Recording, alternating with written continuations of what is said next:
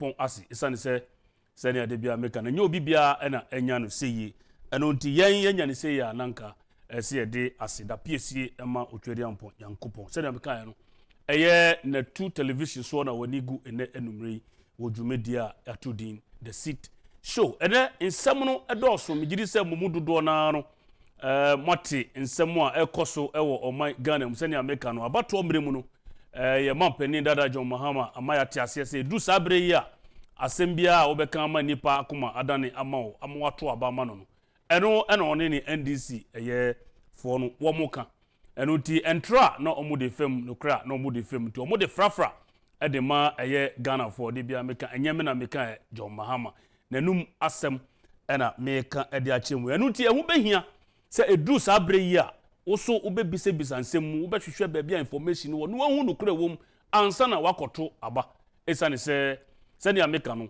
se ukoye mfumso beye sima eto aba enya ebetwe waso mfie 9 eno ti ubehye ne nso ti eye edwoada ene wukuada bia efre no nso mpemu no na ode wafidie no ato eye na two television na wabetie nsempa no kre nsem a ye de bremu ewo na two television so wodwumedia ya to din the seat show musumfo the flag bearer ene numre miti edwom nsem no sani America no eye Parliament, the Parliament of the Republic of Ghana. Are we practicing a constitutional supremacy and not say parliamentary supremacy? And some abeto jano ye be ye mu impensempesi ye nya lawyer akukudampa oba be boyan ama yate nsem na ekoso no ase lawyers ni bi akase there is a constitutional lacuna say lacuna no say ye de you bro fuck say there ye ndie emra no yenim munti ye guest ebe boyan ama ye de nchechemu kakra ede abremu na afi so na che say a speaker declaration say some seats in parliament or declare vacant no ewo emremu ana say enimrem na say wo mrem ana enimrem kropo na e similar cases na asia previous speakers no omu take decisions on them. And why now? Speaker Alban Bagbi.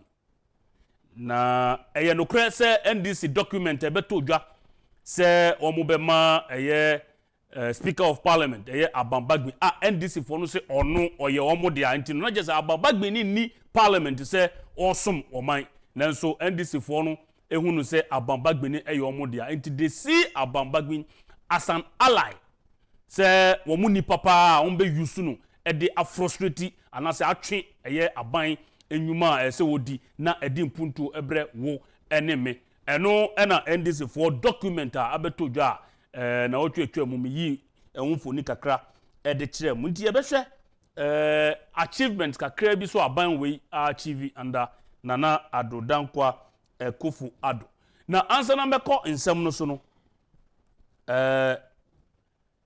ne ka sasem ya meka isisi ne san ka ho ne se endi simpanifo no ahia ema omo edi nkomo wo kwan a ombefa so omo de be disrupt to parliament nyame ya adoma ochina Tuesday brother ya na ma se bedwomfo no ahia na omo abo adwuma ede aboa oman Ghana na WhatsApp discussions are NDC members of parliament any other gurus are omo NDC mo omo nhihye se wochina nyame ya adoma babia majority for etna no honorable Alexander Afenyo Markin ne MPP for etna no nyame ya adoma omo de ombekwa kotena ho NDC for no me minority no ombekwa kotena ho na sansem we enkofa oyeni emma enkofa confusion emma parliament any woman Ghana as I see a kai say NDC de omo de ko munya ya nka de bia oman numa yehye na ye de akoto election nti so omo yesa nhihye ya me de ya na enye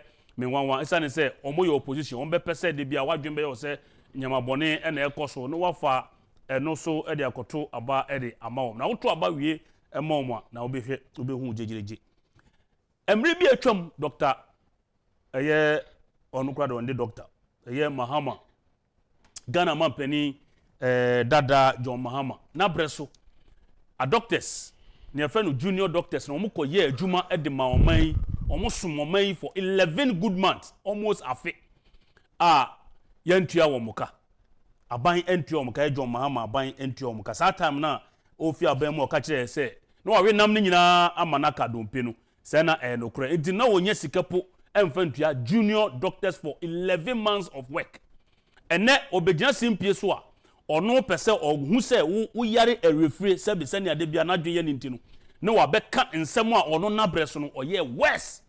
That is why it is important to say answer na ebekwa koto aba no empanimfo no omudi omho asi wo se yento omso aba no ye behwe baabi a wo mu free baabi o maduru ene baabi o mpese omde eden ede yeko enya bone enti nia wo makeka in the past nia wo makeka ene dachi de no ese se yetumi scrutinize ne ehu se wo mo se fatase ye de Ghana dachi Ghana tumi Ghana nkanko no ebehye wo monsa ana memo akwa babiom se bibini ntina wo mben wo TV abetumi akọ abefo kwan so na wo so wo de wani ahwe adwumadie we ene enumre yi ewo YouTube ene Facebook ade a obetumi ede wani ade akiri ewo ho na meko manimo anisa abrantie bi honorable Michael Tay Nyaunu na oye NDC mrahye bedwani edema lower manya mirefi edin kra I think say one of these krobo lower manya krobo yes lower manya krobo constituency Eastern region na emribi 2012 omayeti asese ono onyina emma NDC biom na obeko Quentin Crow as an independent sabre no na Speaker of Parliament I think say Honorable Do Ajaho. Yes, I remember very well. Ona no ti adwam na o declare sa seat no vacant epamo Tay Nyaunu no anase wanye nti say wo no che say wampamo sa papa na efe no MTN no gidi say mumudodo no aka no by MTN Michael Tay Nyaunu no NDC member of parliament the man lower manya trouble constituency and the bisa say ebanisen na sabre no the speaker at that time emra papa no na adwe say obeko independent. In fact he filed as an independent candidate ebanisen na ono na breso de yan declare ni seat no vacant because na NDC ni and sa time no so na NDC ni na not edwam as a speaker ana ena enne no abambagbe mrahye speaker of parliament enne some parliamentary candidates from both NDC ni MPP ayese wo mo beko Quentin Crow eno nti ode ahohare ene amerikatuo a declare sa members of parliament na wo mo say wo mo ba ko NDC na mienu ewo MPP say wo mo de wo beko Quentin Crow ama mpaniampa wo ma file with the electoral commission minimum ka say oma qualify say ombegina Quentin Crow in the next election, not this parliament we no encore awieye me guess me gidi say ode emunchechemu ebebre na answer na me konsem no so no me pese me bom nka ye kakra efa onunyanfo bia ye fe no honorable Shelley Ayoko Botwe honorable Shelley Ayoko Botwe na menemo ka say mami wa bone ho modern pa eba no Ghana ma mo ye diplomata ontumi yi mami we emfiri mu menemo ka say ono no ye Ghana's foreign affairs minister honorable Shelley Ayoko Botwe oye Ghana's foreign affairs minister na netia enenumre me ka no ho asem da chemu ne say me de maniaji say ogina okono no ewo Commonwealth ye ekuo bi a amanman bebre na edom a Ghana so ye dom bie na menemo ka say mame Shelley Ayoko Botwe ade a ogina okona no se okopre dibre ewo sa Commonwealth group num enti ye besre se Ghana for edempai bo ebe tai na chi information ya tene se nyame ya adom a ade a obetumi anya esane se in the diplomatic world no omo especially the arm of the Commonwealth no omo se ma me no ebo ne ho modern papa one nipa mienu se miensa na ejina na yen ye de oyeye dia oye ye dia some kai say omanpanin dada John Agyapong kofo na breso ogina brani ema Spio Gabriel ye NDC ni okunya position bi sa ewo I think is it the Commonwealth now or so so okunya another appointment ewo international organization whether WTO or something like that enunti we emfa ho se Shelley Agbotey oye MPP ni na oye Ghana ni me mo ka say oye NDC ni na oye MPP ni oye Ghana ni a ogina sa position onya emfasodie bebre ewo eye sa ade no so edema Ghana man ebema ye international image no ebe kosoro na ebi mu oman mu anka ompese de bia ye international image no ekofom nenso wo mu enye nyame election no mjidi se ebia yawada ebeye anase wukwada ebeye na omo ne be hihye so enti honorable Shelley Agbotey eye na 2 TV titri ni the sit show crew nyina yede yetawochi papa yetawochi any Kencity Media nyina yebo wachi dom ene mejiri se Ghana for dodo na ebo wachi dom Dr.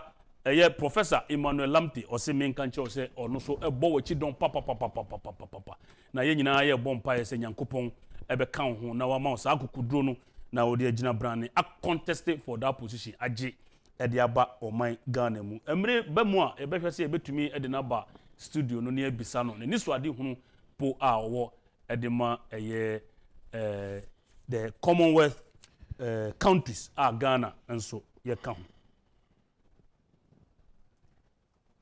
me kan bibi in my introductory remarks say former President John Mahama na breso a doctors adwuma bosome Dubako, and I say 1 year, nearly 1 year. We put the junior doctors, so and yet doctors a kukudam, junior doctors, kakre people.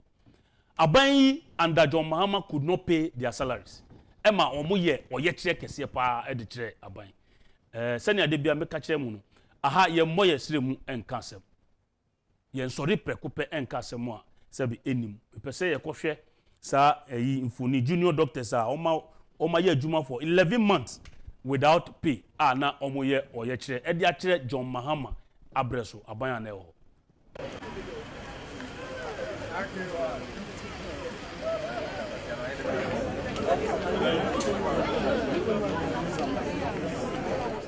The doctors insist that their leaders are in there to listen to what government has to say to them. And they are not there to take any decision on their behalf. Their leaders are there to report back to them whatever they hear from government, and they will finally take a decision on their next line of action. But they still maintain that until their monies hit their accounts, they are not leaving the premises of the Controller and Accountants General Department. We are expecting that we are paid as soon as possible. We are only here because we want our salaries that we have worked hard for and we have earned.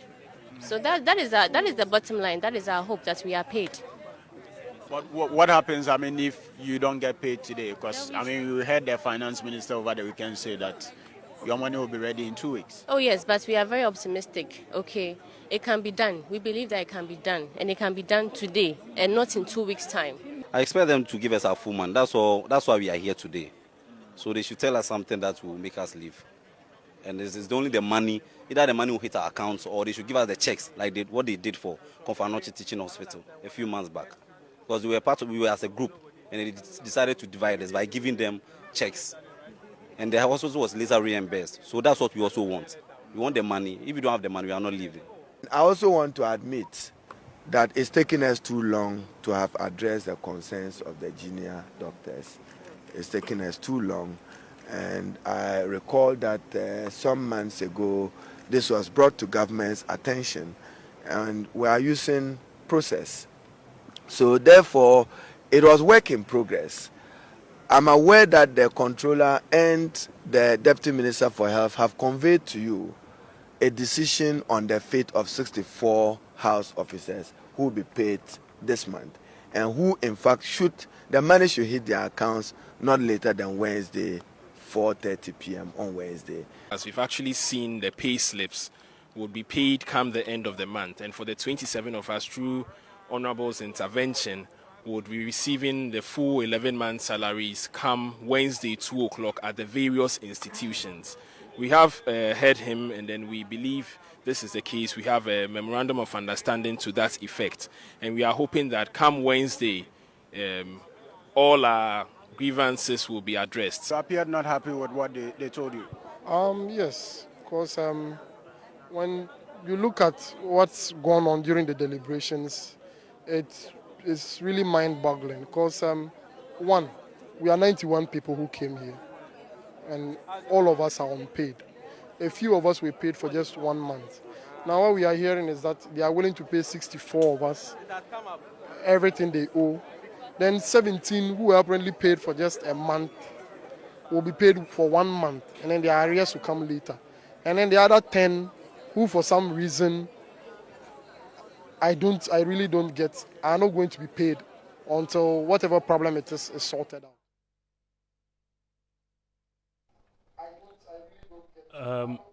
Mejidi se mwankasa mati every a doctor for no akachi na video we yensa ekan free joy news for akachi na yensa ekan free ebeda wo mase papa ebeda wo mase na me call menim no na nsem ni bi won ma areho na politicians na say campaign no season no aye very close no in some bebre na candidates no ebo apro no mo kana main interest no Dr. Mahmoud Bawumia and former president of Ghana John Dramani Mahama in some be on my oti ana nyamye nim no kure ni na ore aho na ubisa ho say are we a serious nation na ye mampani John Mahama dada John Mahama and same bia okeka no can he say the same things a very serious country ana but me dey nyam me wanwa because wa maya ti ase say Ghana for ye yare a refree John Mahama ne kan ye nti wo hwe me wo ye mabunu a papa no waka to order say wo ene me ene Ghana for ye yare a refree nti ye yare a refree nti no de bia obeba be kan nsem a sebe officer ya adwene mu endo nti no ye nkai. But it is important say ye be kai ye ho all the time.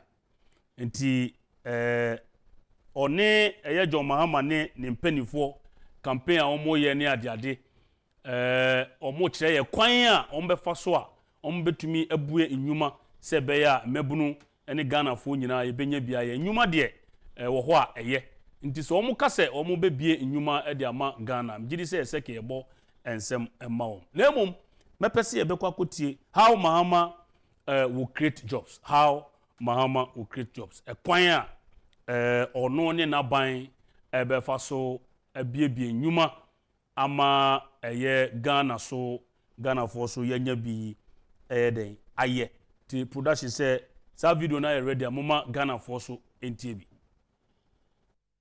Viewers, let's watch this video. Video you have to let's watch it and we will see how we talk about it. Let's watch the video. Just a minute. Let's watch it. NDC are buying for ebe. Yeba Emma Emebunu. We are coming for the youth of this country. One also our person we wa wejuma. Yeba bwa onwaye. Se o person toto pa no Infidia yede toto pa no. Yeba to ama na oso we bie wo bakery na o toto pa no.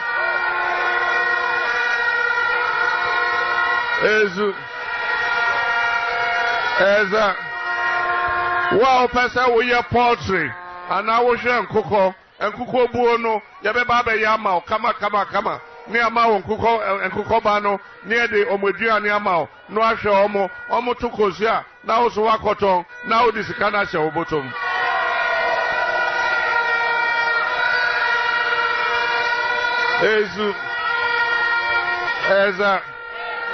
Well, person will share enjoying and now ponche, Yabebow, Yabetro, send your obey, near bow, no year. Enjoy no and now ponchinia, now so they are kojum, no akoto, Nasicano, or they are show bottom.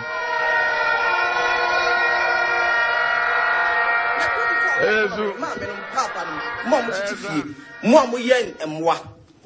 John Dramani Mahama said what the modern farming techniques at the deba. And the animal farming. We call baby to say Pudon or China.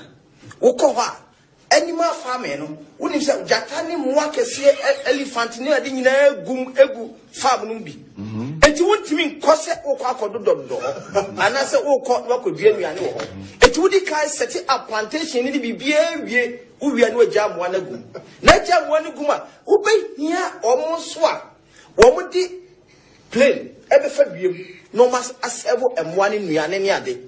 Not proud to that, no. What training expert for our muscle ever share choir. A friend say, Omo ever shem one, so Bobby area, a bit my one upon any other day. Nasanyuma way in an air baswa, a bad woman or more Marie a Greek. Ewagi care. Yes, I don't want it.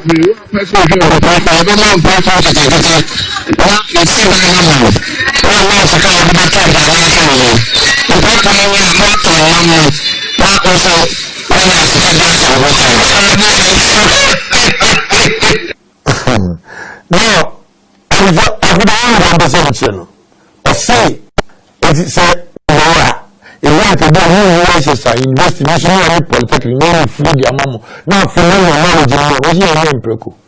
Hey, Charlie. Or for Senya Debia Mekano, in fact, in semi Oti Ayana are Hubebre. Say, Nkapapa podi ono wedi omampeninda. Tika one would have thought to say, when ya esuenhunu bi, anase ni das ni swadi hu kese bi a ebetumi ama Ghana yako yenim. Na se wo ye bebunu na wo hwe me ene enumre. Na se wo se ye wo to NDC mu. Enti this is the direction you want to go. Media mayama famude. Media ne se metwe wadwini ede asiso. Na wanko ye mistake anka se wo na wunnim. Exactly. Or say he is coming for the youth.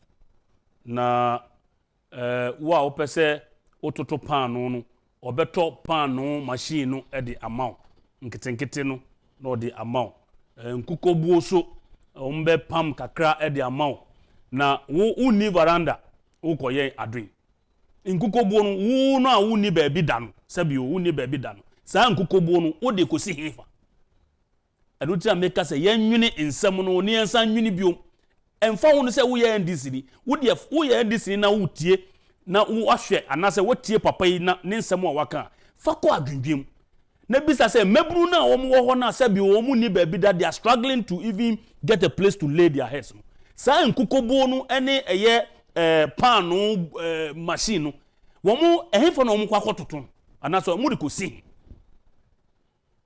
Dr. Mahmoud Baumia also ono the 2 minutes shedding sir. He will train 1 million Ghanaian youth in digitalization.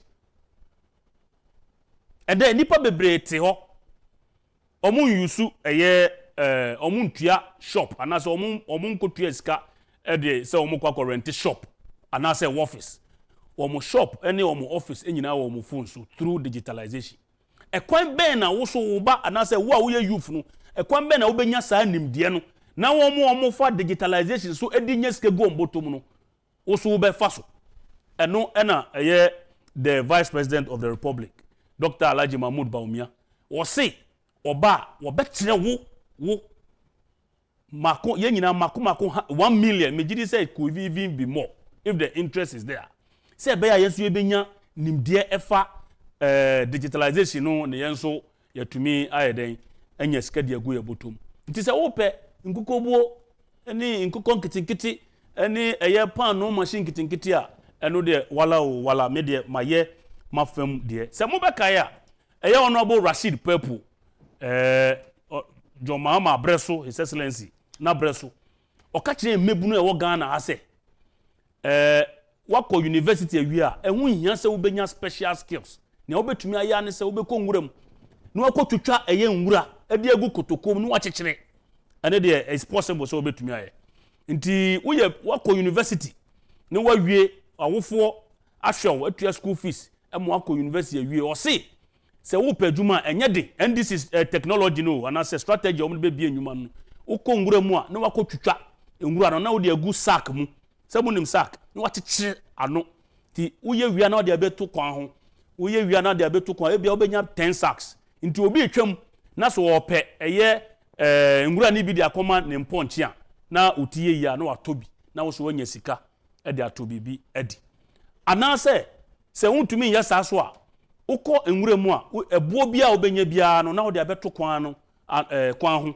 kakra obenya one trip of sand na eja wo so nyame adom a wonya bibi e de ahye obotom. These are the people. And Emra John Mahama wo no oye minister of state Rashid Pepu mebunupa nanso ninsemo a waka no echew where the NDC are coming from. And amaka no me de me cherechew eni so na wahu senia eko in some argument bi abeto system num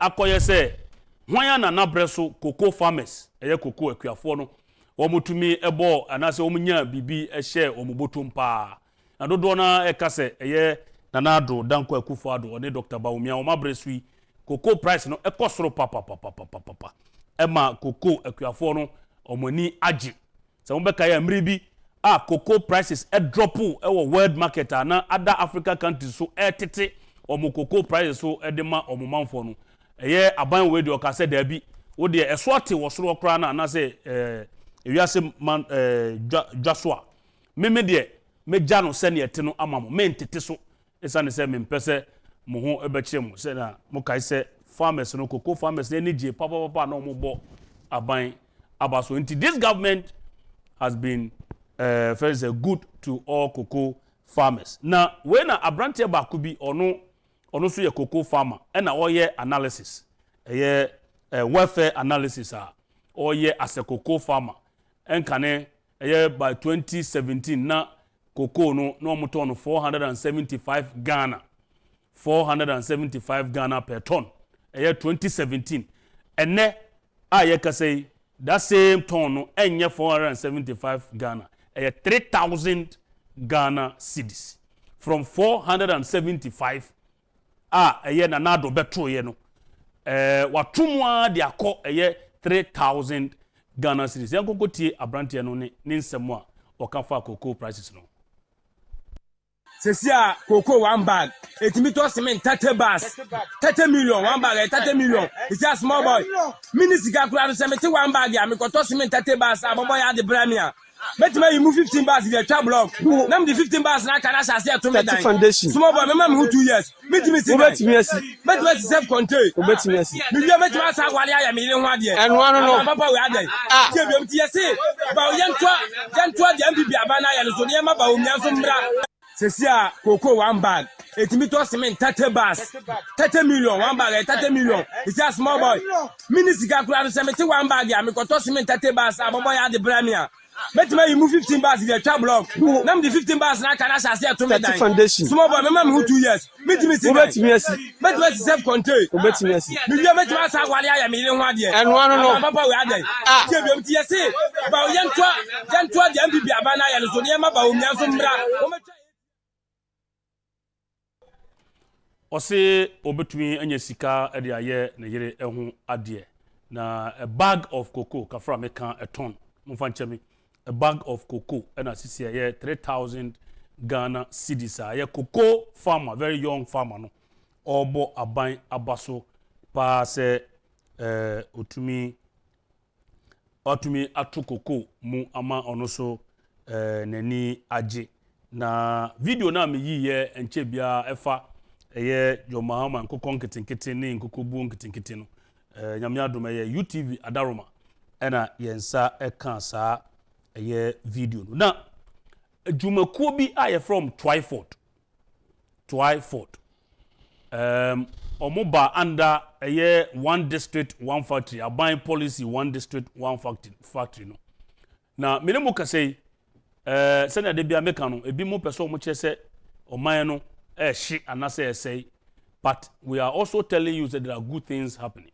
Sir, Twyford company, under one district, one factory policy, no more to me equity numa almost 1,500. 1,500. It is a what you say, so policy no abayan fama, and those 1,500 workers no come me sure said do dona enyejuma.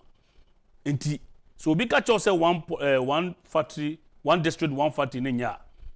Tie in someone emrantie no anase nipa na kan wo sa video we mu efa try for that what create over 1,500 jobs under one district, one factory. Yenko timbra.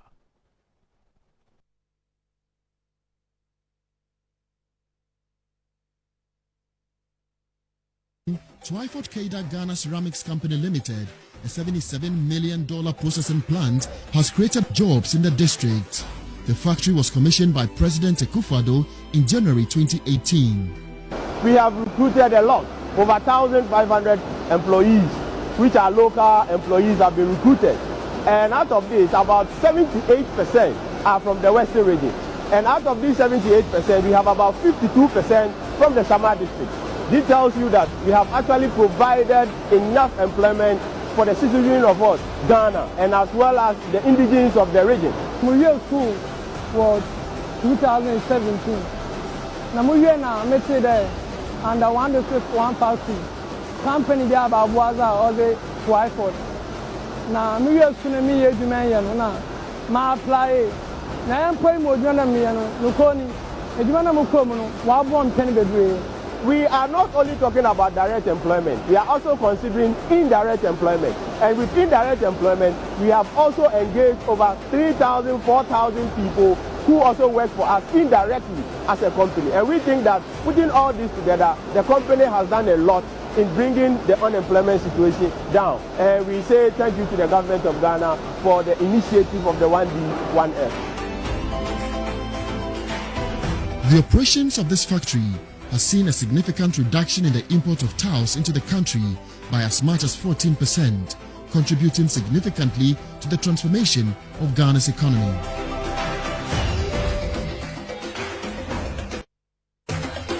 In the Western region, Twyford Keida Ghana Ceramics Company Limited, a $77 million processing plant, has created jobs in the district. The factory was commissioned. Okay, enti se muti abranti ni year or say out of the over 1,500 jobs, no, emu 78% efi Western region. That is the importance and the benefit of that one district, one factory. No, baby, I baba besi factory no, mebunu e wo ho no, ombenya enjuma ni bi aye. Enti ebebo aban aba so papa se watumi de sa eniswadi hu aye den aba.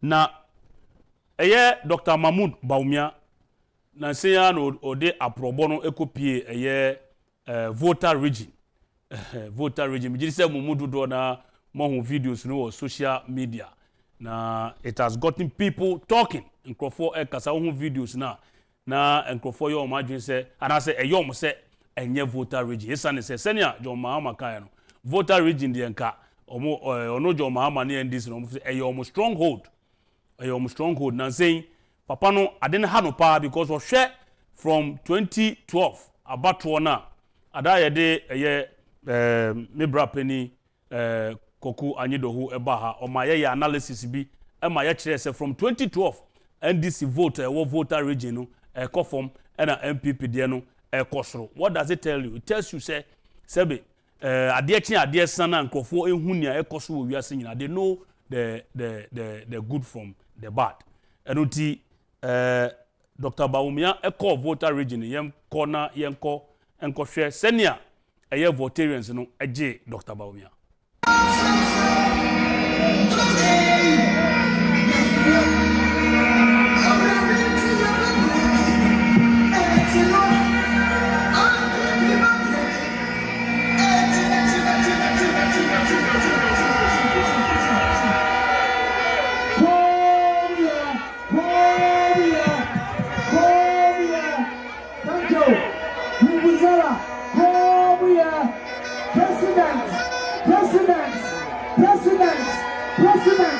President is Agyapong Football Club Executive Chair.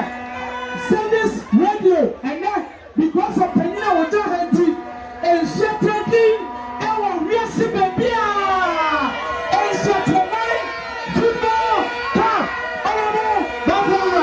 Kasa.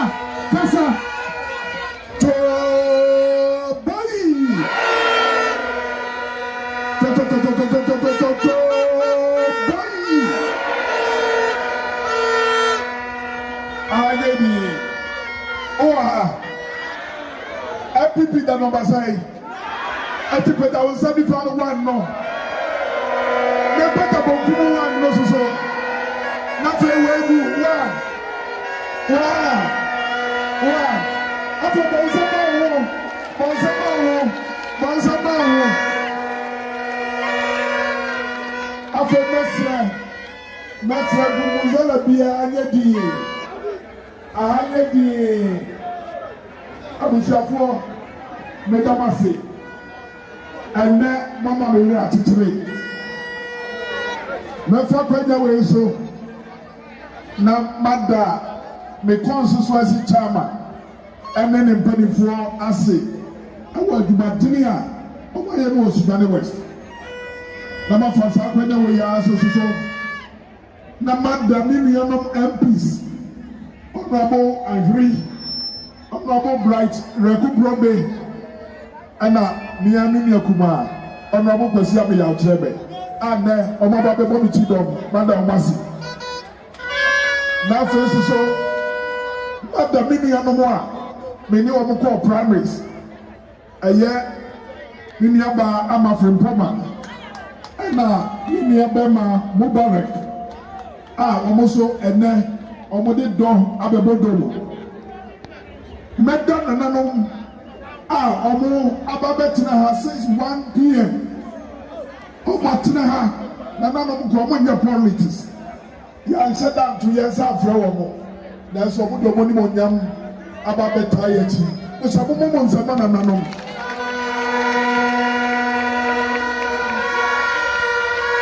meda Fulani hire on an impediment Bagaba community and an impediment Northern Caucus for Baumia and an impediment IPP for your free to Massibaya, Medamasi. IPP for your free to play Abaya, Medamasi. IPP for a free to Mosia, Abaya, Medamasi. A future about a medawasi. A people a free quarter at the end of the year about a medawasi. A people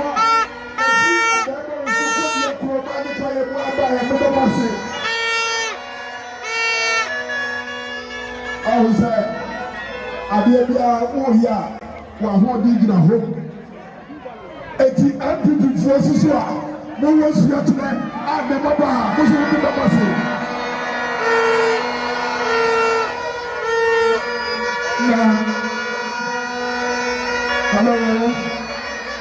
Hello. Natsiramo. You better ba. Ayi empani fro. Ebra ya de tu aba no.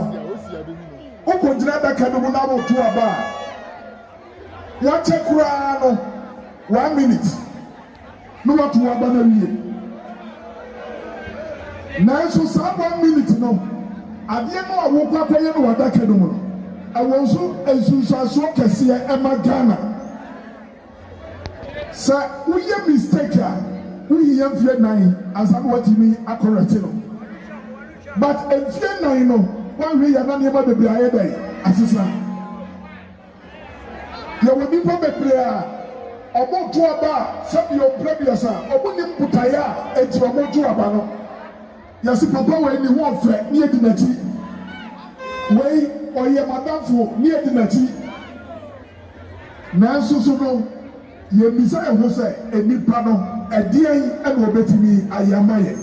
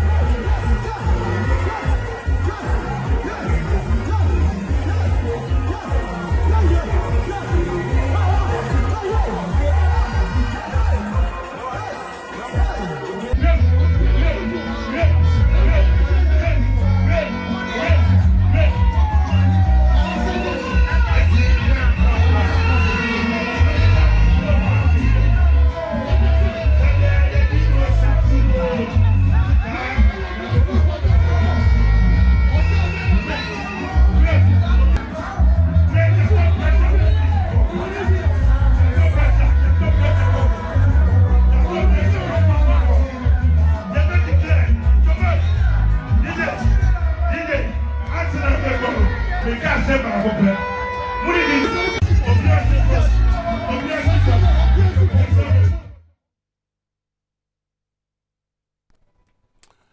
Yo, therefore, His Excellency Alhaji Dr. Mahmoud Bawumia na probo a obo ewo voter region na yi infoni edichem. First one on yedika no na ye Sunyani West mfa enchemi. Sa video no na ye Sunyani West. Na campaign we no free SHS no asabedi yini wo mu biom. Esande say wo yi free mu a enye ye. Why? Because education nwumasua ade a eda Ghana for akoma so papa many of the polls are enkofo a conduct no find this nature say Ghana for nwumasua ade a omohwe ede to aba say no krese sa na Ghana for de a na megidi say free SHS nsem na yekam ade a ebedi hini ewo 2024 aba tuonum na ka mepese yebekwa akotie abrantie bi anase abaya bi ne nsem a wokan ede fa free SHS no ho na nia mepese metai sa video no to nsem bi a former national chairman of the NDC Joshua Alabi, Honorable Joshua Alabi okan na why very worried esane say na oye trend analysis bi efa abatoa ekoso ewo universities no eden na si wo universities ye bebia a ye koje encheche se ebie yadwemu ema yadwemu edo ye hunu nia ekoso wo wiase Joshua Alabi wo se ha no se NDC mofra no wo mu free fie no mu du university pe na o madwene asesa na o mu free NDC mu there is a reason tia ema enkola no eba ne saa Joshua Alabi na woka sa ensemu yi na eyade a sa asemu eyade ahia NDC for papa na before say ebeba Joshua Alabi de no me pese mutie ensemu a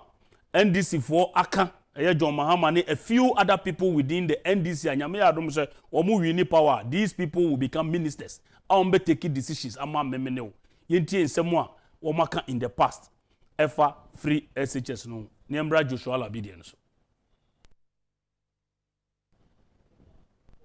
The NDC confusion on the free SHS. The NDC confusion on the free SHS. O makeke kansem ene omujina simpie so no mukasa omo no de ba ya na Ghana for one kakra. The NDC confusion on free SHS.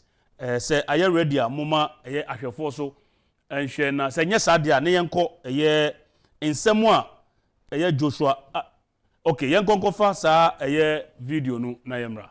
I started free SHS. I launched free SHS in 2015.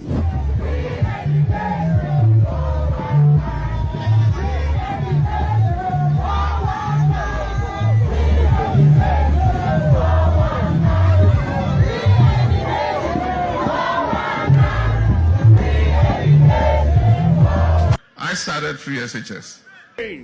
That Ghana must not introduce free SHS on the whimsical promise of a desperate politician. It is not possible to say that, I mean, when you are a boarder and you are going to school, all the feeding, all the accommodation, all the tuition fee and everything is free.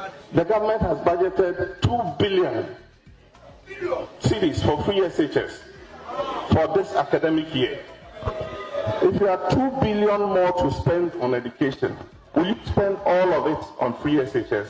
We're going to come and make free SHS better.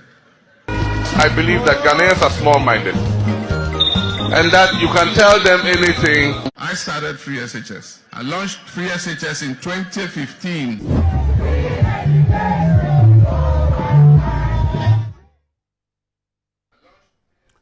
Yo, the last part now say I believe that Ghanaians are small-minded. Just say yadwini esra. Therefore say utie sa videos here ya me yi chew. Na say still we say wo de wontijaya. Me gidi say ni aka no wo wrade nsem. Me de mentumi enya wo hwe mentumi ntwe waso. Papa na ka che say Ghanaians are small-minded. waba wanim wo a wo yes or say wo yes small minded no wasa be gina wanim se to abama no me de me small minded madwene enswa yes enti bia na wo a wo besan koto abama no wo no ne wo kasa wo ensam ni bi wo hono mu a me kan ye me hia ase me kan se won mu a wo se ye nto wo so aba no ensam wo mu kan no ada no ni wo mu kan no ene na ye de ahwe ni wo betumi aye okina ebi na mabo akire wo Almost free education, 419. The same NDC, flag bearer, or say on no free SHS in 2015. So which is which? In 2015, there no, acquire 419 and now say which one are they referring to as 419? Some okay, the current General Secretary of the NDC, Fifi Kweti, and maybe or say free SHS is all lie be lies. No, all lie be lie. And so me gidi say ne wo fa asemu na busuafo ne ma ebia na omu nyina o ma benefit from free SHS and so omu be kan kire no aba TV so no watwa entro e de akire nti because ne enti omu yesa ne say na John Mahama aka no say Ghanaians are small minded people we die nyina tem all Ghanaians papa ye di atem ya dwene mu no na maka me de me yi mi wafrim me ne me guest ene yenya ye won na tu ha no ye ho afrim ya dwene mu do nti he is not referring to us he say wo betra se na wakọ ya reject no na wasan kofa na ba then he is right to say wadwene iswa Afri SHS yi nsem ya na abayo bi a ye frɛ no Esther Benita Edu ono so share ne experience be 30 seconds video na utie nsem yi bia na awose ayeden agu chese free SHS no aba abeboa nkrofo ne enti amema wate ase ne se ye se ne okyekyere ne po no no anonim se ne obesane no womo a womo de free SHS ne ba his excellency na nado danko akufo-addo ne Dr. Bawumia no womo no omo nim ekwan ombe fa so a omo de be sustain no eno nti yenkotie Esther Benita Edu or share an experience on the free SHS. The free SHS no wa boy empower Sunday wa maina Kenya kwenye yamba school sinya akwenya yetu ya SHS amara mijina ademi say you be a risk munya npe fi so risk la she the second term and as there I feel no chuma san we to akosko but amazo zimenya the one free SHS nti free SHS no wa boy Mustafa wa boy na for bibia afisi the Ghana abanasi there was the me police yaba whether the stability do school for na free SHS wa bo won me kan bi the me pay na pay me lawyer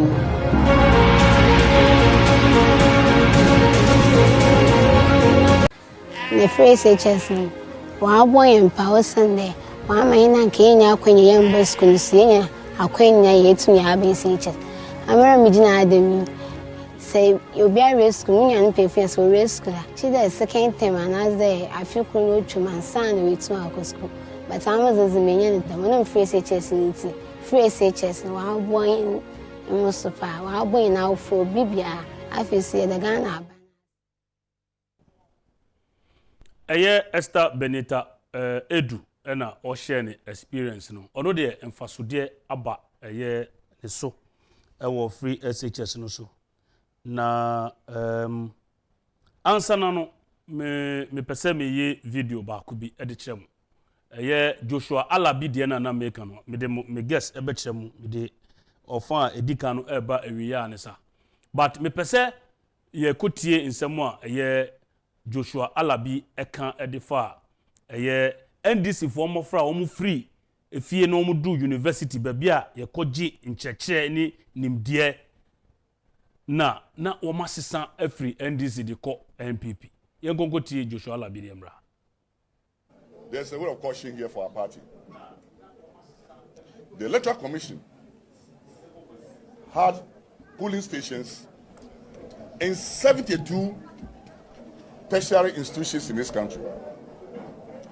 Out of these 72, the NDC lost 69 and won only 3 in the last election.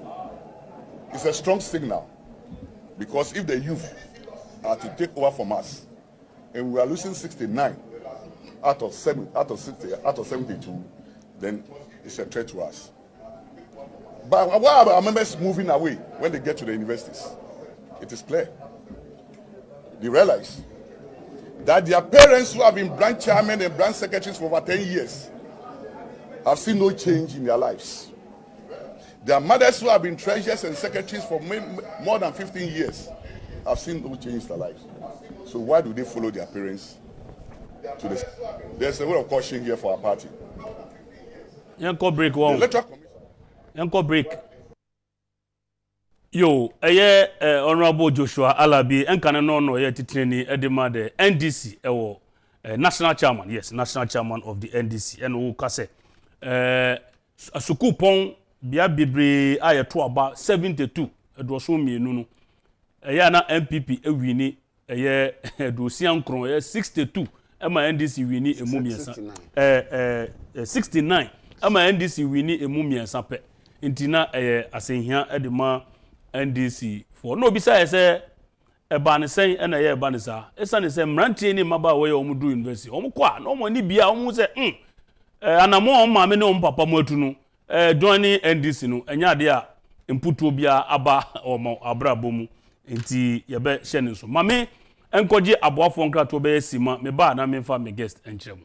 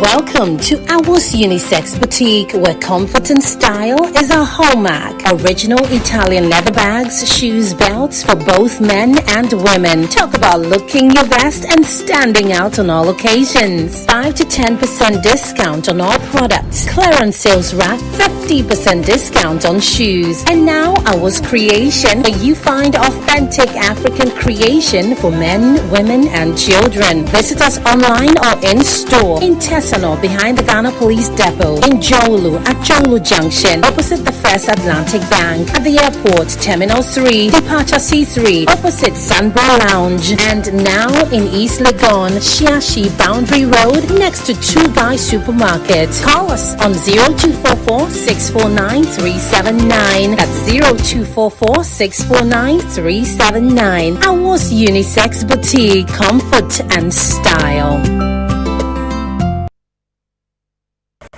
Trading Enterprise is still your leading mobile phones, accessories, and your electronic retail outlet. We have products such as mobile phones, television sets ranging from 24 inches to 86 inches, air conditioner from 1.5 horsepower to 2.5 horsepower. We have washing machine, refrigerators, Bluetooth speakers, CCTV cameras, and many more. For bulk purchasing and retailing, visit any of our shops nationwide or our website at www.francotrading.com. You can call the numbers on the screen for any assistance. Please note, do not pick any number apart from these numbers.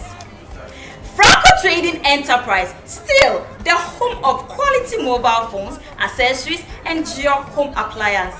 Over 5 million children have benefited from free SHS.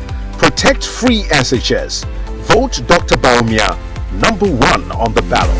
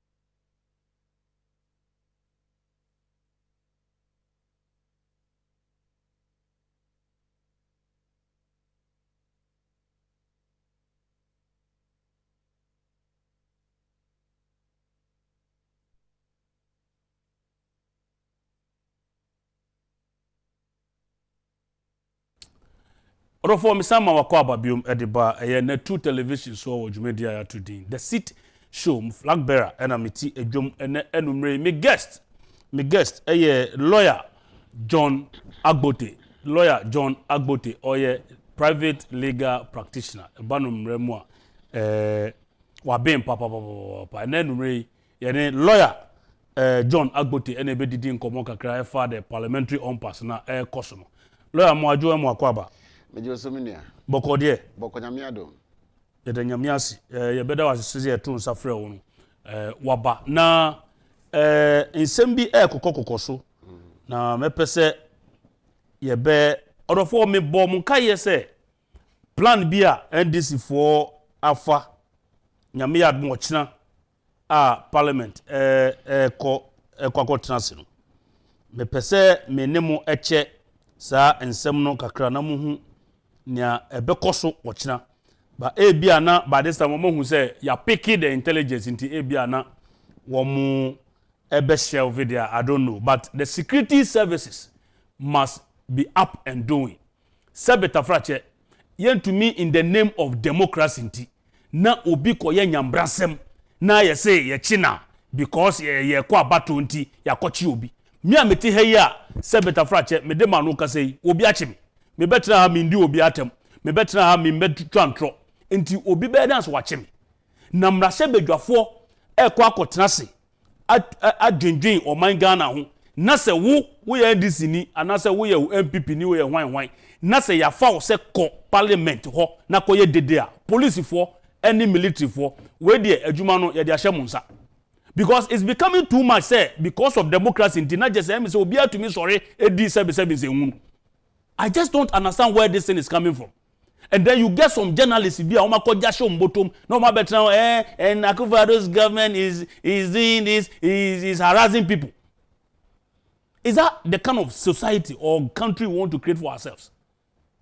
Immediate police for any even say military nuclear bema they should come in because we cannot afford to allow the system to run just like that. No be betra some media house akeke can say more person military no harass people who are calling for democracy.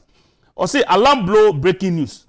Actions to be taken by the NDC in Parliament tomorrow, Tuesday, October 22nd, 2024.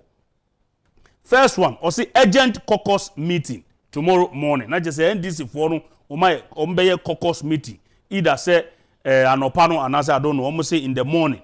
Number 2, the speaker should ignore the Supreme Court ruling, or he will be ignored.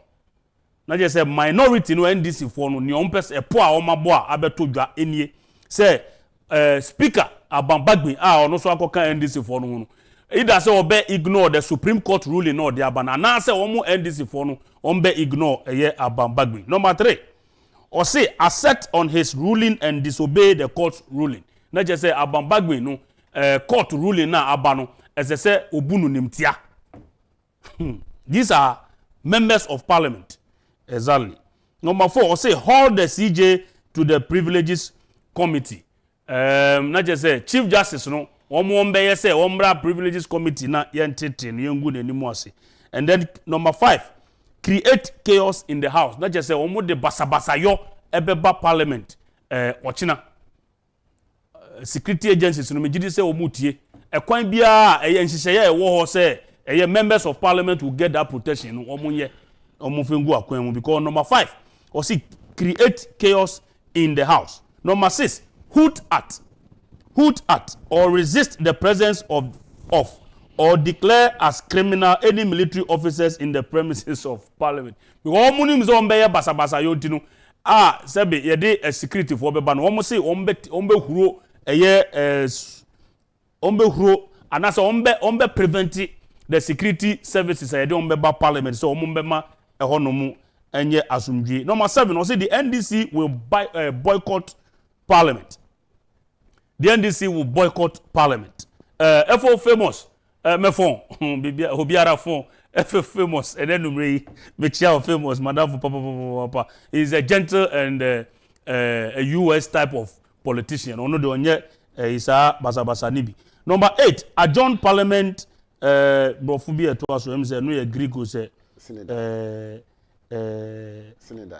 yes, Sinidai, but no, me can me name me call for yentiasia. And number 9, or see, speaker should resign. He should resign as the speaker of parliament. Not just say ni omo peno say NDC ni NDC for peno say 1 year speaker and year or be resign as the speaker of parliament. And number 10, or see no sitting for budget hearing. Not just say enya de ombe transe ama aban akohoma a obonu sene ye be kono ombe transe na oma bobo na memene ye ho atoye. And number 11, or say drive the issue with strong propaganda machineries. Tihaye drive the issue with strong propaganda a tro a ne no krese no machineries no using TV3, Joy FM, Onua TV, Radio XYZ and Power Radio. In some way make no ena ewo hai. Number 11 no ena omasi sodua. Well, enti ye be hye nso nyame ya dom ochina ye bompa se bibia ebeye boko ewo eye parliament. Ye bompa se bibia ebeye boko ewo parliament. Na ye mo nyame empire. Lawyer, yeah. Enyema makenkan edi akire wi. Me say o mayen bia the first 2 minutes. Okay. What necessitated in some ekoso ewo parliament? Yo, me da say. Me say enyema ekoso parliament is here no. Very unfortunate. Enye asemo a ede. But ni na ye because abema going forward dey call yanim no. As a nation, ebe hu kwan a ebe yihye enyoma afa. Okay. Mpenifo ka asem bi se onyoma hwe a na hu ne hye. Yeah. Hwe gu a na hu ne hye. Enti no they say these are the fallouts of the constitution in the parliament ayewo. Enti yeko yanim no em say ebe the appropriate amendment in interpretations ebeboa ama omano akọ nanim. Na it is unfortunate to say ye war parliament one side of the parliament a minority for no omo de ani say ye be create confusion. The okay can say why must parliamentarians ye dey sika en etiomka, why must they think like this? There are even a year WhatsApp chatter aba ode kasa se be se betumi ashuwa kasa enti no adan na se mpanifo a ye di Ghana sika ne tuo muka no ombeko parliament na omode ne se yenye ade a ebe ha oman no ade a ema oman no nkoso se election na eba bekoi on the 7th adwunkire enti de mu ye no eno na ebe ma Ghana fo ato abana mamo na ye nti azie na me gidi se opese wo ye majority in parliament ko police station ko constituency na ko ye adwuma wo wini a onya dodo no a automatically no wo ye majority but manipulations ni technicalities na pese ye create majority minority in parliament no is unfortunate. Okay.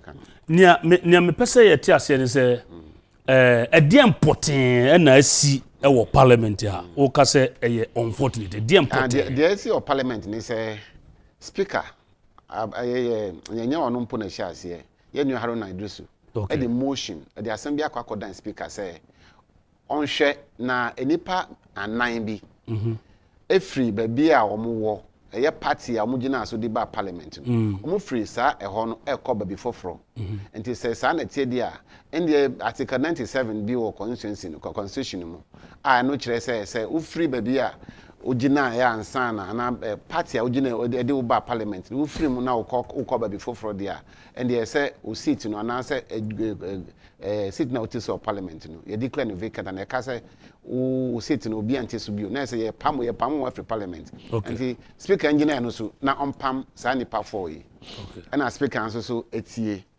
na otie mu no na ono so e de moya ba say ampa sa nipa for no wo mu enko tina fie na omo seat ne de omo ntina so bio na de me as a lawyer de me awerho kakra wo mu ni say speaker no wo ye lawyer na lawyer him say judge and as a court a several document court no you can be if the court is seized with the authority to hear the matter they said there will be no ujai say ebia na parliament mrahye bedwamu no ebia na omo no omo de wo mo ho nti obi antumi and serving with those kind of way. Yes, I net here. Yes, I net here. Cry. Mrana, ye di ye juma wa Ghana no. Okay. There were 3 arms of government. Your judiciary, a parliament, a court no, and there were kind of simple legislature, a parliament no, and some there were executives. Now by ye share ye di aye constitution na wa Ghana no. San share no. At this, even though they are supposed to be equals, me and Sanyina no, we were ha. In fact, say judiciary waha, air courts ne hon they didn't know what I say, and an executive president in the microphones waha, and a parliament is waha. They are supposed to be equals, but so we share constitution very critically. Eba say menti we are say menti me ho ase ba na ana asemo a ye ka obi ka asemo a say obi this wa.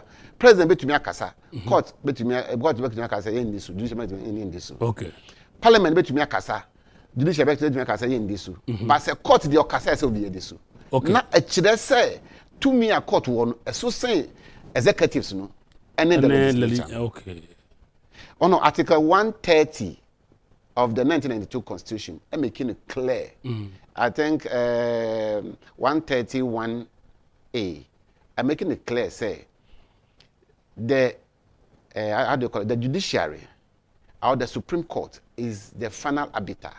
So mintimi hu ase beba between nipa mienu institution. In fact, say executives any kind of simple parliament. Say omo kra na omo mintimi hu ase bom mienu ntemu a judiciary Supreme Court no na eka eno hu asem or ka eno ano no. Say even say parliament wan kasa to mintimi wan say be sorry to say they are sorry but be a de call na de oba kirekire mu say asemu a ye kire no say enetie de obeka no e final sa nipa na obekasa no ana na ye Supreme Court no na Supreme Court no say wo hwe even though they are equals no Supreme Court no ne tumi no eso sene president ne nkrofo any parliament any nkrofo. Okay, so enye no kreda say eye mrase bedwamfo no omo de omo ho nti obi antumi en challenge omo activities. Why there be enye no kre. Okay. One say your constitution no a hybrid. Enye Westminster, enye purely Westminster. Say your parliament a part of Westminster ruling no or a system no. But yene no in our constitution no we have made the laws of Ghana no the supreme. Until the constitution are two higher than any other person. Article 1, 2 of the 1992 constitution. I say parliament. Kind of simple as a constitution. And the highest, the supreme law of the nation. Okay. Until now, on the one, a so senior on the now be our. And this Okoyan Shishaye, and I say Okoyam Rebi. Na say any no boy bra. Sa wo mran and I say Shishaye na why no. Egu. Okay. Wow. And you know, I say constitution no, even though you were parliament, yes, war judicial, yes, constitution no, supreme. The supremacy of the constitution no, I know the actual system of governance are adopted in Ghana. The Ghana need parliamentary supremacy. Okay. They said the Britain, Canada, New Zealand, we say some parliament a decision. No. Ghana the Supreme Court beka and a final. Okay. And it's over here too. Omo de no Westminster de no a parliament and the final arbiter. But yene system no a Republican the Republican and the Westminster na mixi. Okay. Now sure the constitution no na supreme. Okay. And you know the court Supreme Court beka bia no it is binding and I say a share at the president a share at the parliament. The parliament to me is higher than Supreme Court to me or Ghana. It is not true. Okay, so Niesi and say the Speaker of Parliament say Haruna the motion by say 4 members of Parliament to be almost seat ni declare no vacant. Emma Speaker so declare vacant. Yes, sanity. Na or declare vacant any a DNC. Or declare vacant no. Now before so declare vacant. Now me share say me can be answer me now the questions never frame. Speaker Bagbin was lawyer ni penny power Ghana. Yes. No him say court e declare ta brewa. The opposite way no ujai. Na wetie near court beka. And sana or my kwan say yeah no why. Okay. Ono me say 2 days and sana obe make his ruling ni. Ono aka no parliament in the House of Parliament say ya be what say ya bre no krata bi. Na ne de no say krata no ya nchro ne din wo so nti ye chro the speaker. I mean some way I don't really get it. Say we on hini wo kro bi so. Na ye say ya sama on hini a kro say kro mu ho hini a. O say ye say kro mu ho hini anya me. No, ama I say wotie pe no say bi adwoboni bi abehye papa ne trim because court ama krata say jai the opposite way no na betie wo say yambo medin say lawyer Agbotey and say John Agbotey ntino you say sa lawyer na ne office na wa ha no nti yambo medin ntino you say me nni so I mean anya nti yes no any one we book court mra so that's 1 2 and then that is what you refer to as contempt of court. Of course, that is contempt of court. Okay. And 2, Apenyo Mackinson so the court, Supreme Court. On say to me you the church constitution a interpretation of you know. Supreme Court Supreme Court pe and there was to me no. High Court ni bi, Court of Appeal ni bi, District Court ni bi, Circuit Court ni bi. To me, I interpret the church constitution Supreme Court. Supreme Court. And you know, sir, Article 97(1) J na any H na original so they declare say MPs no almost sit near vacant no. And all the course on church room. I say o kind 97(1) J na edo baby no or say nipa na person or remain in parliament. Okay. And so remain in parliament. Which of the parliaments? Parliament na say here a war on no. And I said the air and the constitution na clear. And then na o ka say be the lacuna in the constitution. The lacuna na ko say baby atosin sin to be clear. And clear. Okay. And no and or the court say okay Supreme Court encheche sa ade no mo say a parliament way and I said the other parliament say any parliament way there and they want to declare no vacant but say a parliament way there and the back be na kan no eno ano okay and almost ko tie na but before so be declare no onim say ye de na call Supreme Court but still of or to us so the person okay that is for me the only unfortunate aspect but the okay from obia or yemre nim to say kuku dam to say bag be say sanka oyesa sanka twetwen so but why na the okay no say Supreme Court abase parliament na ye ka no parliament no the next parliament the word remain the next parliament one will say conditions be or and sana obetumi yi obi article 97(1) clause 1 na oka no aka enoma mienu two major things one send the panel free ni party mu no akwakodom party for abra we MP oyesa otu obetumi ka say we free and answer the seat na vacant and I say oda to parliament way and also contest to remain in parliament. And to remain no na ye say remain in way and I say remain in the other one. Okay. Now oba constitution na mu a article 91 mu a. Actually say a high court na what to me say obetumi a declare obi seat say or vacant and I say seat we nya vacant. A high court. High court. And you work on high court, bisa sa question say high court nchim na onka say sa seat we vacant because of say because maybe see 1 3 MPs no MPP for no. Omomo bia cross the carpet to NDC and any other party. Minimenti say bia ono wa. Okay. And na your papa is here man so a independent all call on the ticket of MPP no. Time I all call independent man say will resign here. And after was I call rejoin MPP man bisa. Okay. So it means that even at the time he was how do you call it, an independent MP or parliament, or he is as it is. He was still an MPP member at the time he was elected. How do we call it? MP for Nehono. Okay. And you know, me pano went free and I want and a hands baby our person so hono ye remain on Supreme Court can say any way and I remain no the other one. And then I said the work no. Okay, so Honorable Jogati or the Nsembi etudwa efa sa article 97(1)G no ewo mrahye bedwam em say mra na omo ebobo nsem pese ye kokotie kakra na educate on this discussion near mra back. Yes, Honorable Jogati. Mr. Speaker, I come to Article 97(1)G.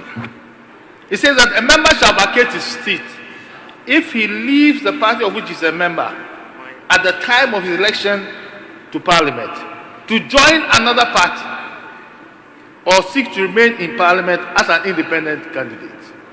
We talk about the two members who came in as MPP members and today are filed to be independent candidates. They haven't left their party to join another party, so that doesn't apply. But Speaker, it says that if he seeks to remain in Parliament as an independent member, none of the two members of Parliament have said that they are seeking to remain in Parliament as independent members. They are still MPP members. And you suggest, Mr. Speaker, it is suggested to us that the minute you file under the MPP's constitution, it means you are no longer a member. That is wrong. As far as the previous matter was concerned, MPP itself petitioned that the member involved was no longer a member. We talk about H. 97(1)H. A member shall vacate his seat if he is elected a member of Parliament as an independent candidate and joins a political party. Honorable Esiama, second deputy speaker, has he told you that he's joined another political party? Because we're on this floor. When Honorable Wayo Seni moved from one part of the house to another, the man was an NDC member of Parliament. He got up and made a statement that I'm no longer going to be an NDC member of parliament. I am now joining MPP. He crossed across. I was in the chamber. He crossed and came to sit on this side and immediately left. There was no dispute. As my good friend, Honorable A.B. Fuseni will say, if a man dies in the marketplace, there's no need to do a funeral announcement. Honorable Wayoseni had, as it were, died in the marketplace. He himself had said that he had moved from one side to another. So there was no dispute about it. In this case, why are we assuming that certain things have happened when they have not happened? In any event, Honorable Afenyomakin, the revered majority leader, made a very important point. He said that political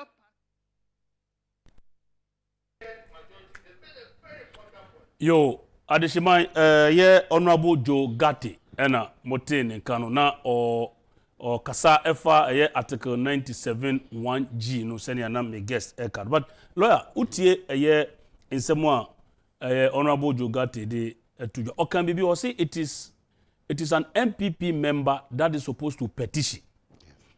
O kasa no say Haruna Idrisu, our NDC member, and a file motion me boa. Yeah.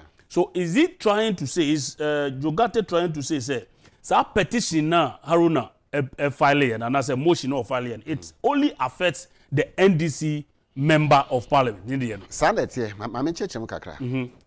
Say, menye ye, na se oba me ye. Na mia me hu ne pa ewu no. Mansu na se wo su more than me am believe that.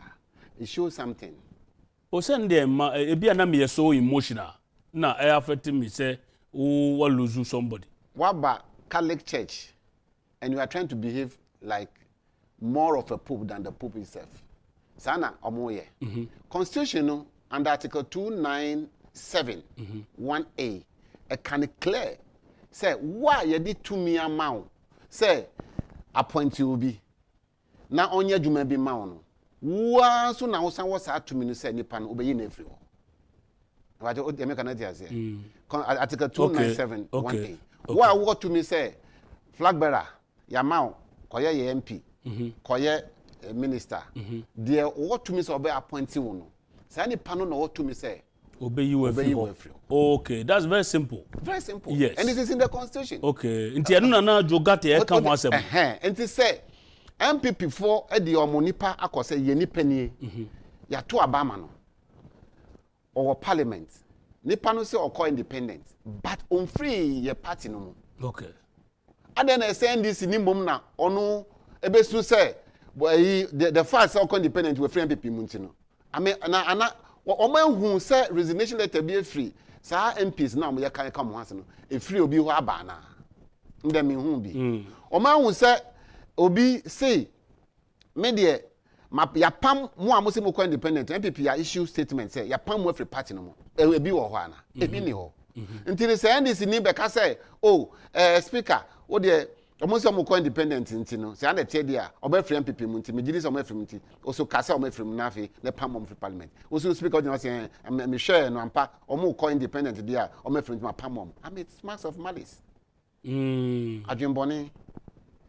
Enti Abambagben didn't know this and he also wrote, say, those seats must remain vacant. Sanko Kachan said you don't have the capacity to do that in the case of MPP MPs, only the independent candidates.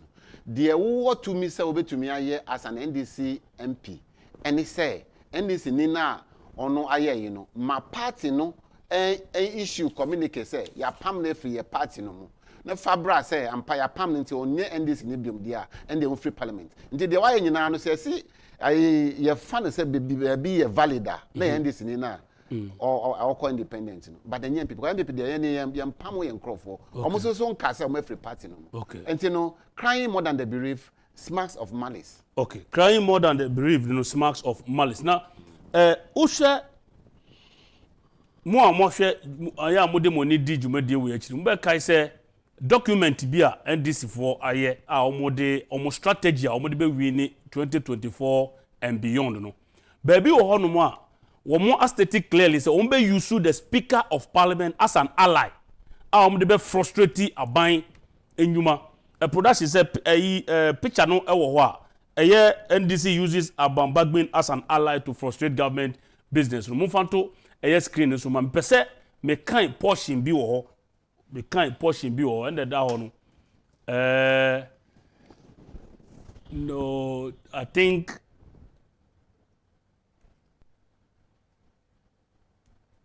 okay all right mama share yeah it's more share mo be hu screen so no mama kind free me phone so na yenko yanim aha okay. Speaker of Parliament as an ally. Speaker of Parliament as an ally.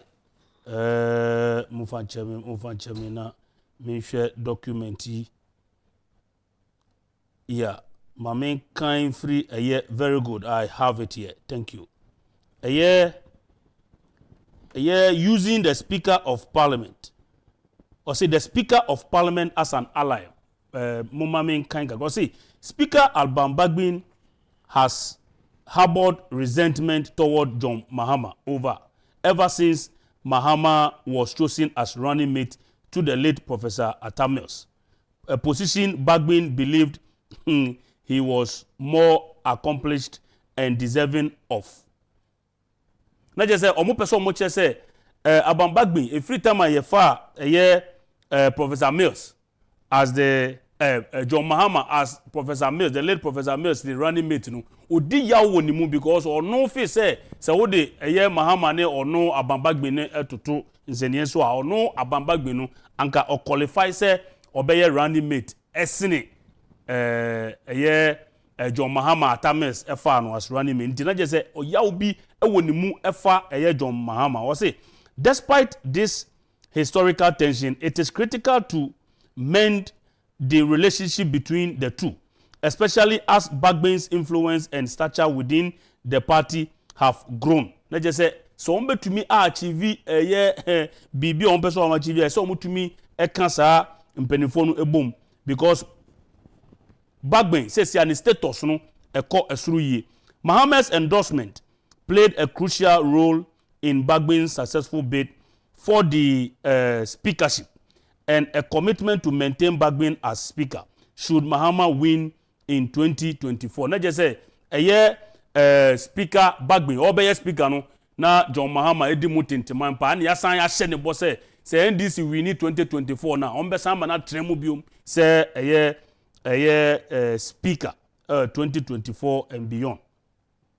Now this is supposed to help to heal problem na additionally, with Bagbin now receiving world-class medical treatment for his cancer and reportedly regaining his strength, his continued leadership and collaboration could be a key asset for the NDC moving forward. Now, the Speaker of Parliament, a crucial figure in the legislative process, is an ally of the NDC. This gives the party a significant advantage in managing business flow within Parliament. The Speaker holds the power to decide which bills are prioritized, how debates are conducted, and when votes are taken. By working closely with the Speaker, we can delay or prevent the passage of key government initiatives, thus paralyzing the executive's ability to execute its agenda. No person ochira say omu yusu Abambagbin as omu ally. Na omu they are frustrated aban enyuma say odi. That is it. Lawyer, who tie sa nsem we a omu strategy to win power 2024 and beyond. Na ohwe obi oye Abambagbin his stature as a seasoned lawyer. Na otumi ebu court nimtiasa. Sa nsem o matro sa de we say obi gidi a say nipa na onye wrong. Onye wrong. Say the okay, ye kan ye no. Say bia nya nukra na the esi nso esin so enti na eye kan simple nipa try no ye prophet ana. Na then nipa try no say enya omo enya nukra na the try no ye prophet. Prophet and be the also the obeka bia na say agitu because the okan no abem ye wade bi your friend in law your friend the fruit of the poisonous tree a principle the fruit of the poisonous tree want to mean bo tumu po boni en fen koya ade na wankasa won san nya ho mfaso That's what we call the fruit of the poisonous tree. Okay. Say bia o papa o wosika o mami wosika wo japade na wabotum pose me kwa akukun na akwa akukun o papa o mami nim so mo wu a wo na obedi ade japade no ye odia e bi na ndc for no eye no they are still eating, they want to eat the fruit of the poisonous tree. Let's say they wakan let's say ade o ma transe abo omutrimu po say ye be yes ade we, which is criminal. A conspiracy ma conspire se mo be ye bibi say na mo aye.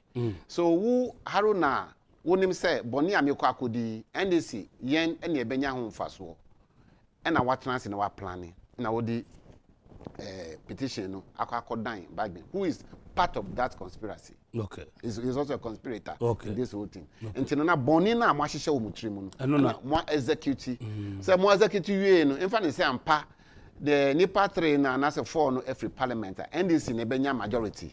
So they want to eat the fruit the fruit from the tree that they themselves have poisoned. In law it is not allowed. It's not allowed. In evidence is refused. I see. I know be no mo ye no one more ahye that create idea be benefit o mo okay. Me share with you and the viewers. Now, me will touch on it. Also, exactly 12 years ago today, that is 18th October 2024. 2012. Exactly 12 years ago today on 18th October 2012. Incumbent NDC MP for Lower Manya Krobo, Honorable Michael Tay Nyaunu, filed, MTN, filed to contest as an independent candidate in the 2012 parliamentary elections.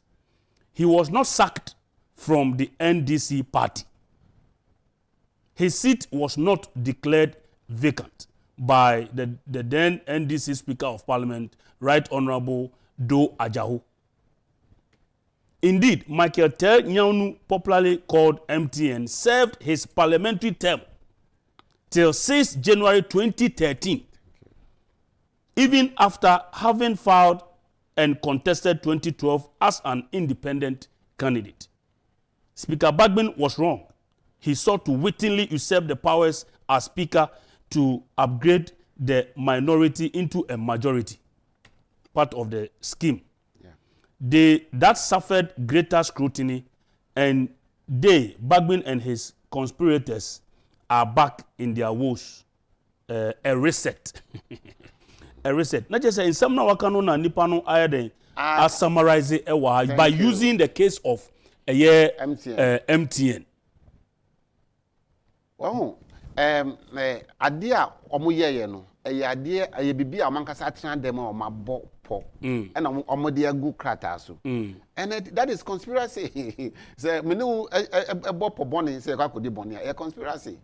O dey say omo conspire and omo akoye na makoye a ehun so what even kills the moral argument ni say mu koye no mu NDC for no na mo benya ho mfaso. Back then you know say very long, I think the longest seven NDC MP and some Baba speaker. Okay. And Haruna so Nansen dey you free minority leader and you are still in parliament as an NDC. In the mo NDC for makwa planning. Say yemfa kwan we su na back then ye speaker. Me the commander ono be ye ho adwuma. Na ye saa na say omo nyina free parliament na MP na NDC no ya benya majority. Ye koye NDC MPP for nkwan de na say ye jai NDC for de na eni beba ho nti ye mfa ye nipa ba ko emfra nipa na ono so declare so be call no emfra na ye. So this is clear, I mean, crime are planning, orchestrating and executing. And because especially old Bagbin knowing very well say the law is not clear as to whether or not you have the applicant and as the petitioner has the capacity to do that. Okay. What I say, we are lawyer. Yes. He is aware that what to me say obe appointing or that can he who appoints disappoints. Yeah. What I say. In the deeper omo say even crampo say omo the petition no buy no. So omo ye private member bi and a bill bi and be the constituents of Sankofo no omo to aba no. Omo vote ma omo be ye MP no. Omo mpo no mo raise issue no mpo a nke be ka say ye. Na obi akọ to aba ma ono ni MP. Now, who want to abandon be because it is presumed that PPMP is not moving to Parliament. NDC for and to abandon.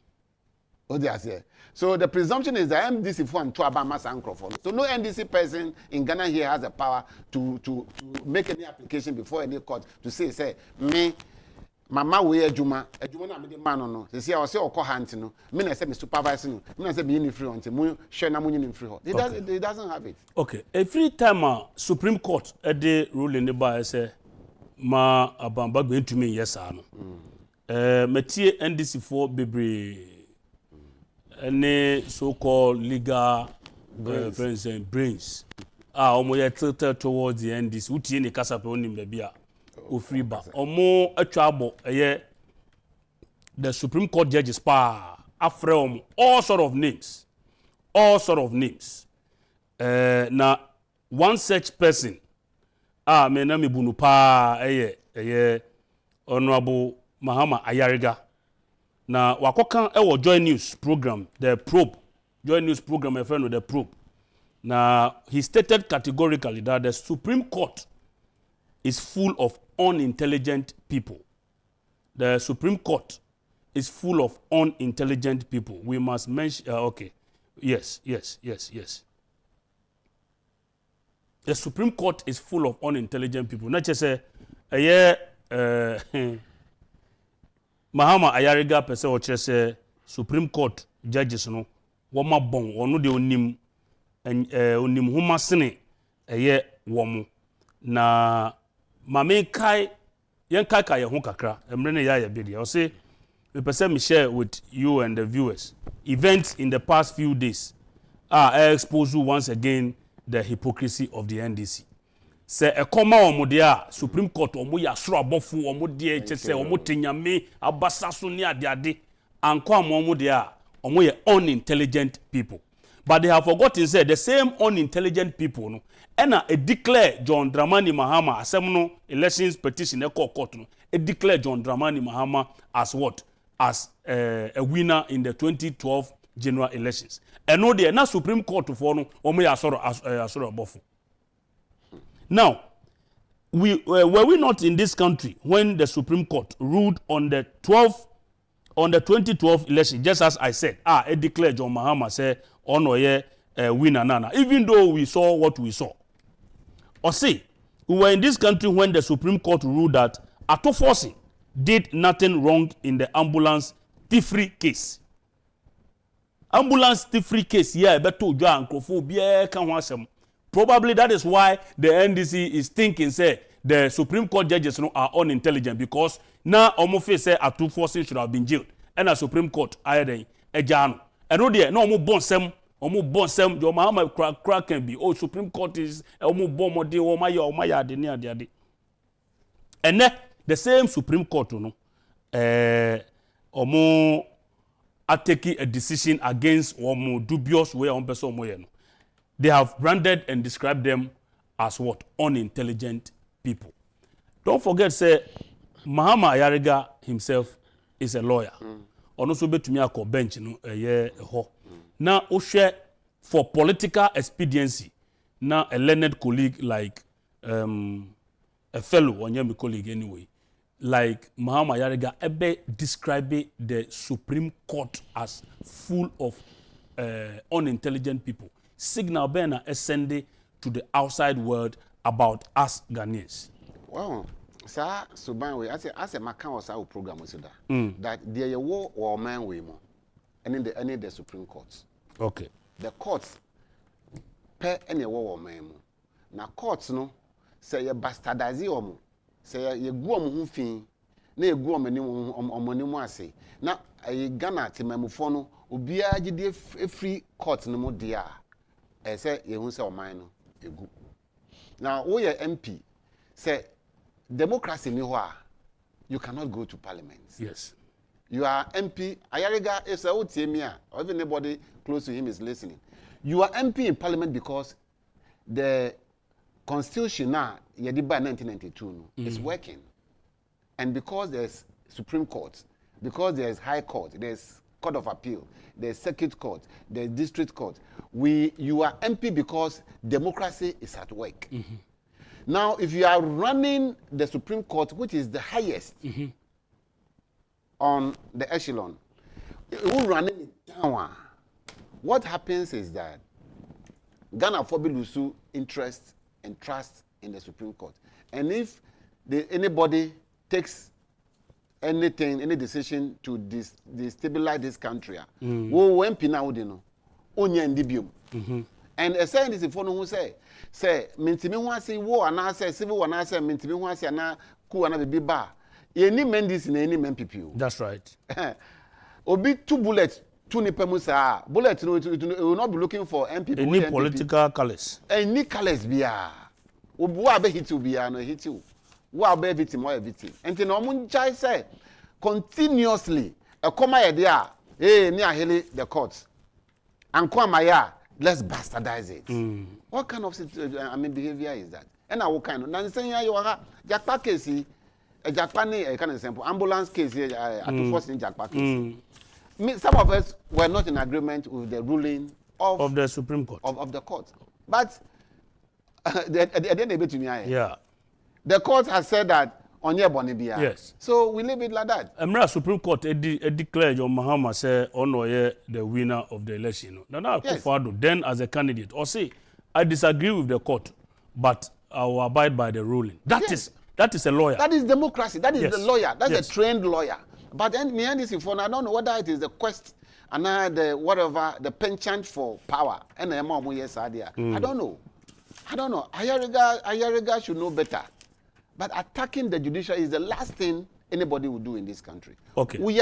You are running down the judiciary. Okay. And if you run it down, you don't have anybody to run to. Okay. Because all of us run to the judiciary. That is the final arbiter. Okay. So that our utterances will not cause harm to ourselves. So that our utterances will not cause harm to us. Lawyer Agbotey and I'm in private legal practitioner. Now, quick one, me pese ye remind and as ye refresh your memory. If in someone the same NDC for parliamentarians ni bi aka edi afa the speaker, Right Honorable Alban Sumani Bagbin, Kingsford Bagbin.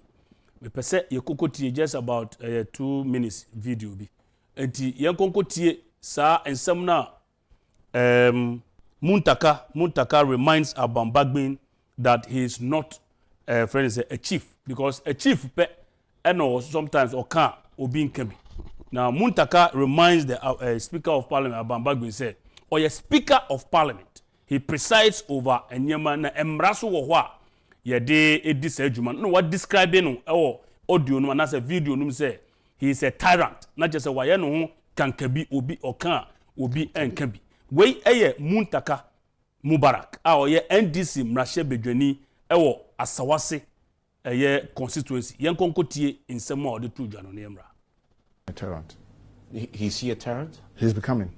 And I'm sorry I'm saying this because this is my favorite speaker. I mean you elected him. I can tell you. You whip your members I can to elect tell him. you that if there's a member of parliament today in this house who, if I were a Suku fan, will enjoy the reign of this speaker, I don't think anybody will have enjoyed his reign better than me. I mean, he owes his speakership to your whipping abilities. Just as I disagree with Professor Quay, I disagree a number of times with Duajao.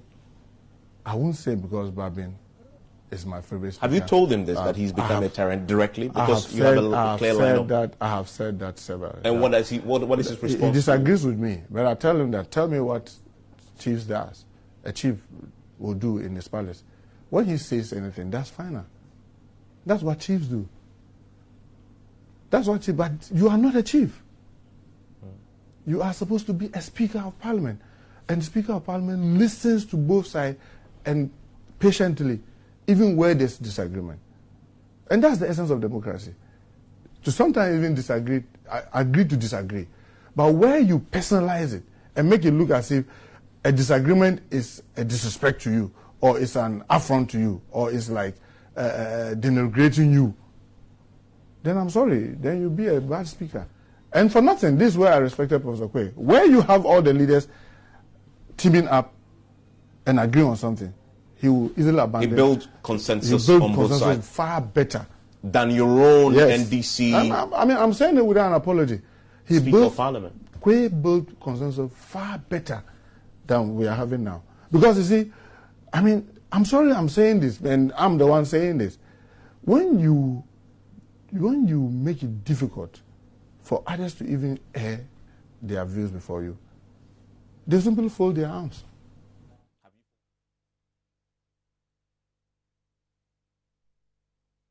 Araka Nancy Shim ni true akunya ewo Parliament na mote ni nkano. Osi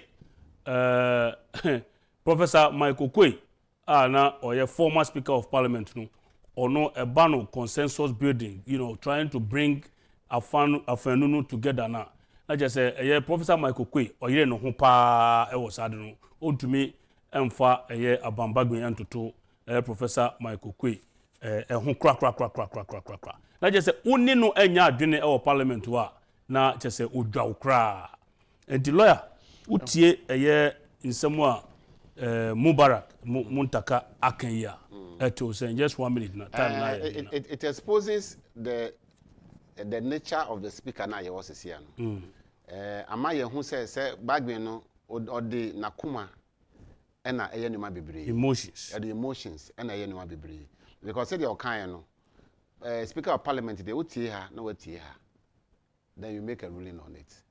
Petition na we cry ye no say the mutaka kan no say ni papa mo obi petition to obi a you serve on the person na who petition against no even a himfie kra no me de who sem or petition mu de command House of Chiefs and I say we are traditional councillor ya ma okwan say benabra be ya no good adan na wan ma san crofo na be ya no say oh ampa me free me party mu ampa ana o me free me party mu anka be ma no adwen a obe say okay we dey was we free me we free mu nti we na me nka say the seat na vacant we dey was we free mu nti the seat na nya vacant wan ma mo sa akonya no wan ma obi akonya say dey work no oti ya na ordinary kuma na odeye, which is very, very, very bad. We're a senior lawyer.